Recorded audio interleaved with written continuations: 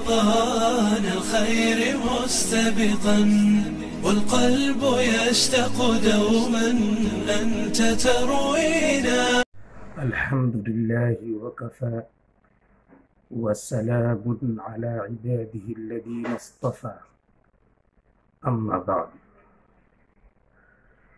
فقد روي عن الخليفة الثاني عمر بن الخطاب رضي الله عنه عن النبي صلى الله عليه وسلم أنه قال: إن الله يرفع بهذا الكتاب أقواما ويضع به آخرين. رواہ مسلم. سامعین کرام، رمضان المبارک کی آج 2 تاریخ ہے، 1441 ہجری اور یکشنبہ ہے. اللہ کی طرف سے عنایت کی ہوئی مبارک ساعتیں، برکتوں اور رحمتوں کی ساعتیں بڑی تیزی سے گزر رہی ہیں. ہماری زندگی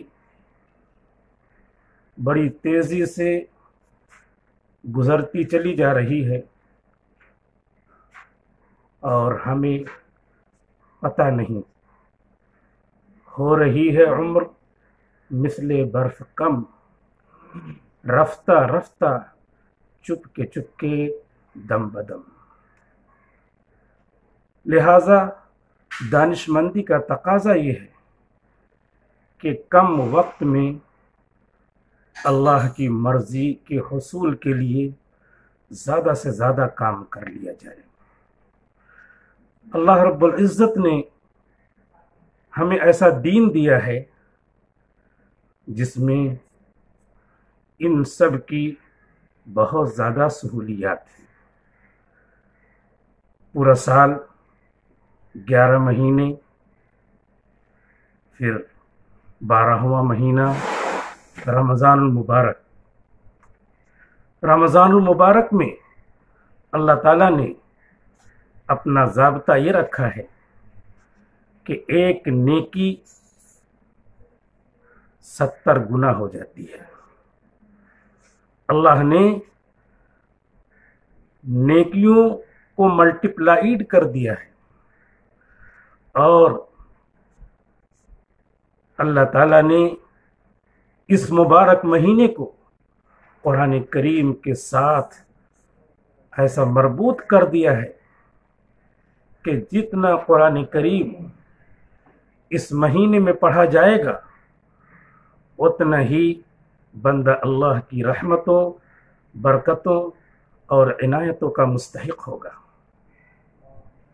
دیکھیے، ایک حرف پڑھنے پر 10 نیکی ملتی ہے، لیکن رمضان شریف میں 70 کے ساتھ اس کا حساب جوڑا جاتا ہے.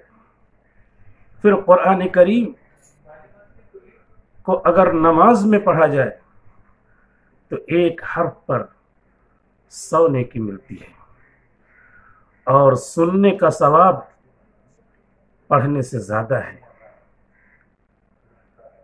اللہ کے رسول صلی اللہ علیہ وسلم نے رمضان شریف میں حضرت جبریل علیہ السلام کے ساتھ قرآن کریم کا دور کیا ہے. ہمارے اسلاف قرآن کریم کی تلاوت ماہ رمضان میں اتنی کثرت سے کرتے تھے کہ ان کا معمول ہی ہماری حوصلہ افزائی اور اپنے اندر حوصلہ پیدا کرنے کے لیے کافی ہے. امام ابو حنیفہ رحمۃ اللہ علیہ روزانہ رمضان کے دنوں میں ایک قرآن کریم مکمل کر لیتے تھے اور رات میں ایک قرآن مکمل کر لیتے تھے اور تراویح کا ایک قرآن الگ. اس طریقے سے پورے رمضان میں 61 قرآن آپ کا مکمل ہوتا تھا۔ آج ہماری قرآن کریم سے غفلت اور لاپرواہی بہت بڑھ گئی ہے۔ اسی وجہ سے ہم ذلت و خواری کے غار میں گرتے چلے جا رہے ہیں۔ اللہ کے رسول صلی اللہ علیہ وسلم نے ارشاد فرمایا ہے کہ یہی ہے وہ کتاب، یہی ہے قرآن کریم، جس کے ذریعے اللہ تعالیٰ کچھ لوگوں کو ترقی کے بام عروج پہ پہنچاتا ہے، دنیا کی ترقی بھی اور آخرت کی ترقی بھی۔ دنیا کی لیکن وہ ترقی مراد ہے جو آخرت کا ذریعہ بن جائے، اور جو لوگ اس سے لاپرواہی کرتے ہیں اللہ تعالیٰ ان کو قعر مذلت میں ڈال دیتا ہے، ذلیل و رسوا کر دیتا ہے۔ اس لیے ہمیں یاد رکھنا چاہیے کہ قرآن کریم جیسے محفوظ ہے، اگر ہم نے اسے اپنی زبان سے پڑھا تو ہماری زبان محفوظ ہوگی، ہم نے اگر اس کو عملی جامہ پہنایا تو ہمارے اعضاء و جوارح اور ہمارے قلوب محفوظ ہوں گے۔ ہمیں چاہیے کہ کثرت سے ہم قرآن کریم کی تلاوت کرتے رہیں۔ اس کے علاوہ نبی کریم صلی اللہ علیہ وسلم نے ہم سہولت پسندوں کے لیے یہ فضیلت رکھی ہے کہ اگر ہم سورہ فاتحہ 4 مرتبہ پڑھتے ہیں تو پورے قرآن کریم کے ختم کا ثواب ملتا ہے۔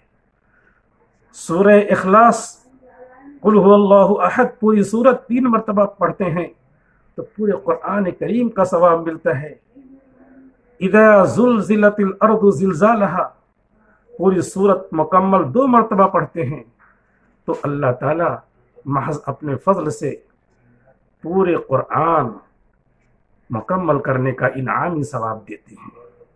اسی طرح سورہ یاسین اگر کوئی 1 مرتبہ مکمل کرتا ہے تو اللہ کی طرف سے 10 قرآن مکمل ختم کرنے کا انعامی ثواب ملتا ہے۔ اب ہمیں کیا چاہیے؟ اللہ کی طرف سے رحمت کے، عنایت کے، برکت کے دروازے کھلے ہیں، پھر بھی ہماری آنکھیں بند ہو، غفلت شعاری کے پردے نہ ہٹیں تو ذمہ دار کون ہے؟ اس لیے کثرت سے اس ماہ مبارک میں ہمیں قرآن کریم کی تلاوت کرنا چاہیے، اللہ رب العزت سے اپنا رابطہ جوڑنا چاہیے۔ رمضان کی ساعتیں گزر رہی ہیں، تالہ بندی کے ماحول میں مسلمانوں کی 1 ارب 80 کروڑ کی آبادی اپنے گھروں میں محصور ہے۔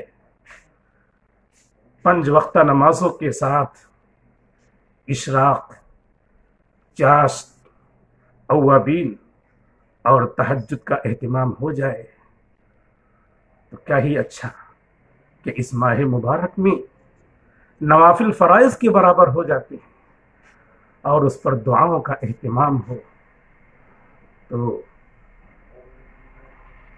سونے پر سہاگا۔ اللہ مانگنے والوں کو خوب نوازتے ہیں۔ شاعر کہتا ہے ہم تو مائل بکرم ہیں، کوئی سائل ہی نہیں، راہ دکھلائیں کسے، رہ رب منزل ہی نہیں۔ وآخر دعوانا الحمدللہ رب العالمین۔